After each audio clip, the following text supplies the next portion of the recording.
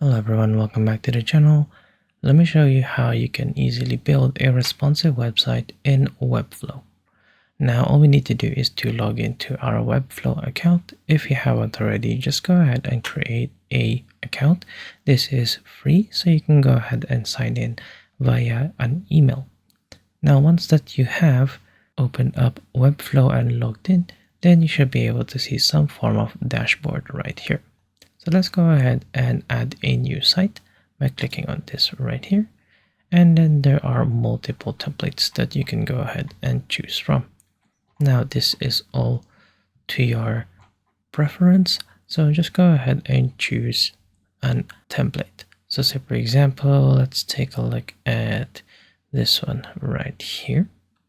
So I'm going to go ahead and click on select. And then you can go ahead and add in the site name. There are some recommendation right here, so I'm just going to leave it as is. And then let's go ahead and click create site. Now Webflow will go ahead and generate this template, and we should be able to just go ahead and make changes to this template to however we would want it to be. And here you are. So this is what this looks like.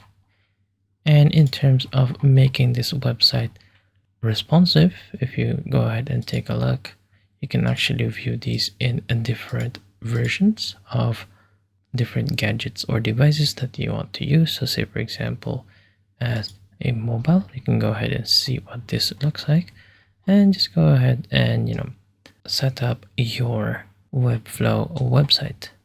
In terms of making this a responsive website, well, Webflow actually automatically does all of this.